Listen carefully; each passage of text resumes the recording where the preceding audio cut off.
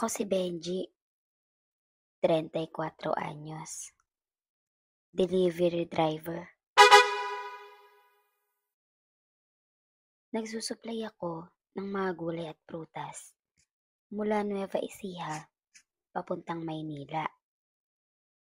Ilang taon na rin ako nagtatrabaho sa rutang ito. Alam ko na kung sinong tindera ang kuripot, sino ang tuso, at kung sino ang marunong makisama.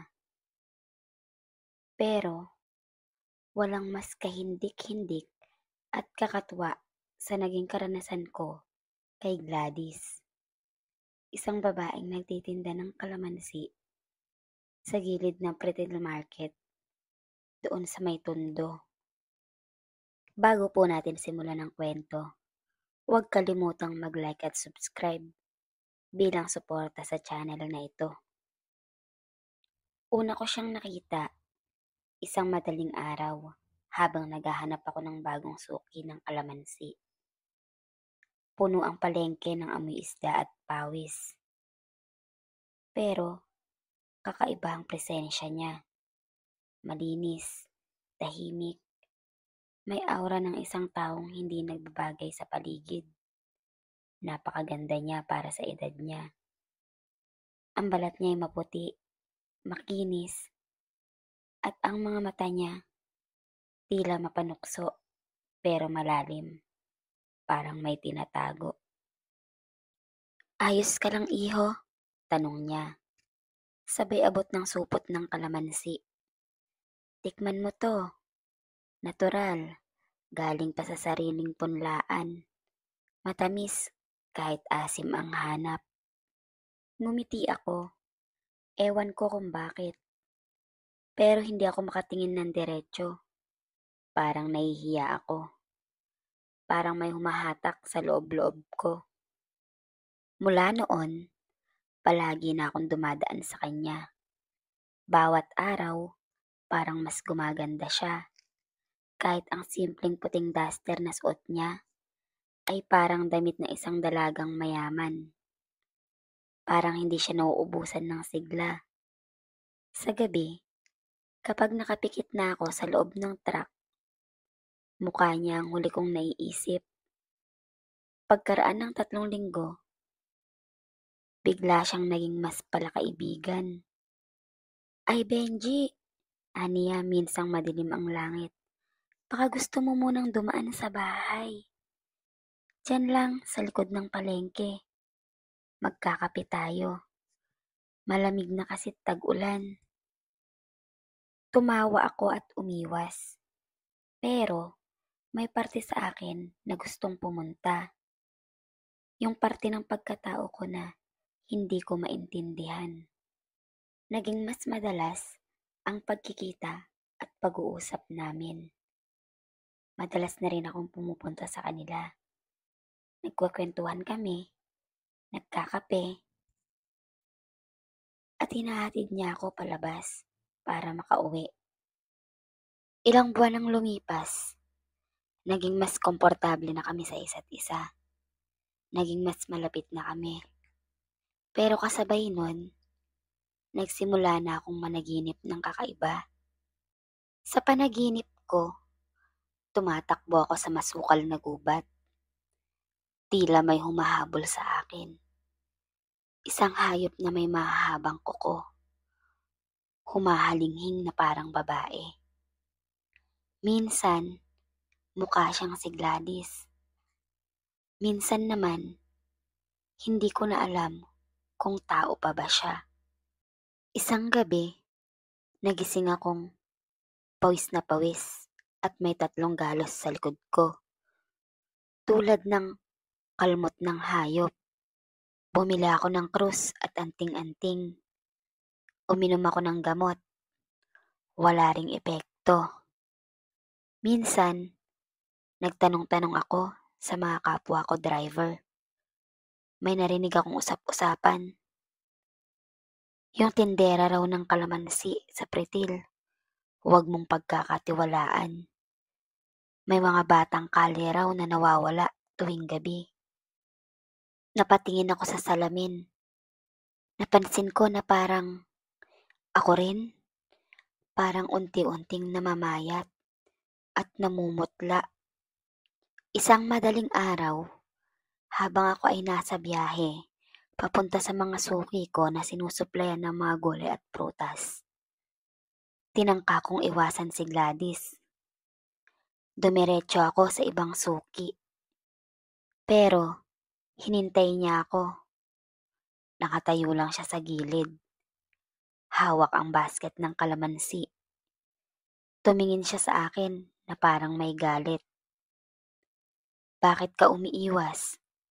Bulong niya kinabukasan. Nang di ko na matiis at dumaan muli, nagtatampo ako, Benji. Hindi ko akalaing iiwasan mo ako. Sabi niya nang may pagtatampo sa tinig. Nang sumunod na gabi, napanaginipan ko siyang muli. Pero sa panaginip na ito, hinila niya ako papasok sa isang kuweba. Doon, nakita ko ang iba't ibang bangkay, mga bata, matatanda, at isa, kamukha ko. Nangingitim ang muka, parang sinusupsop ng buhay. Pagkagising ko, may marka na ako sa aking dibdib, para itong kagat. At doon na pag-isip-isip ko, at naniwala ako sa mga narinig-rinig kong usap-usapan sa palengke, na hindi tao si Gladys. Tinawagan ko agad si Lolo Ador, isang albularyo sa San Miguel, Bulacan. Pinuntahan ko agad. Pagkakita pa lang sa akin, umiiling na siya. Aswang ang nakaangkla sa'yo. Babaeng may kapangyarihang ipain ang sariling gamit sa anyong mapang-akit. At ang gamit niya, kalamansi. Pinaghalo niya ang gayuma at sumpa. Laman ng kaluluwa ng lalaki ang gusto niya. Hindi niya kailangan ng dugo. Kaluluwa. Kaluluwa mo, Benji, ang gusto niya. Pinayuhan niya akong bumalik sa pretil bago mag-full moon. Dapat daw, harapin ko siya habang mahina pa. Dala ang asin, bawang, at langis na itim mula sa langis ng itim na kandila. Lumapit na ako kinaumagahan. May dalang bote ng langis, asin, at dasal. Hindi niya ako agad nakita. Paglapit ko, ngumiti siya. Benji, anya, halika, ipapakita ko ang taniman ko ng kalamansi. Pero bago pa siya makalapit, sabay-sabay kong inihagis ang asin, sinabuyan siya ng bawang, at pinahid ang langis sa paligid. Napasigaw siya, isang sigaw na hindi na babae. Nangalbo ang kanyang buhok, nabiyak ang balat sa muka, lumabas ang totoong anyo ng isang babaeng aswang, may pangil at balahibong itim sa batok. Bigla siyang sumigaw ng, "Isang araw, babalik ka rin, nakabuo na ako sa'yo." Tumakbo ako, hindi ko na siya muling nakita. 3 buwan na ang lumipas. Lumipat na ako ng ruta, malayo sa Maynila. Pero hindi pa rin ako mapanatag. May mga gabi na nananaginip pa rin ako. Sa bawat panaginip, naroon siya. Mas bata, mas maganda. May dalang sanggol. Minsan naman sa panaginip ko, dinadala niya ako sa gubat. Minsan nga, pagising ko, may isang kalamansi sa may gilid ng kama ko. Bagong pitas, mabango, matamis. Hindi ko alam kung anino lang ng nakaraan o senyales na hindi pa siya tapos. Akala ko tapos na ang lahat. Pero may mga bagay na hindi mo basta matatakasan. Ilang buwan na rin ang lumipas mula nang huli kong makita si Gladys sa Pretil. Lumipat na ako ng ruta papuntang Cavite. Mas tahimik, mas ligtas. Pero sa isang hindi inaasahang pagkakataon, kinailangan kong bumalik sa Maynila para palitan ang isang kasamang driver na naospital. Benji, ikaw na muna ang pumalit. Isang linggo lang, ayusin mo na yan. Pabor mo na to sa akin, sabi ng amo ko. Ayaw ko sana, Miss Ana, pero wala akong magawa. Nang makarating ako sa Pretil, ramdam ko agad ang lamig ng hangin kahit tirik na tirik ang araw. Sa gilid ng mata ko, tila may anino akong nakikita, parang sinusundan ako.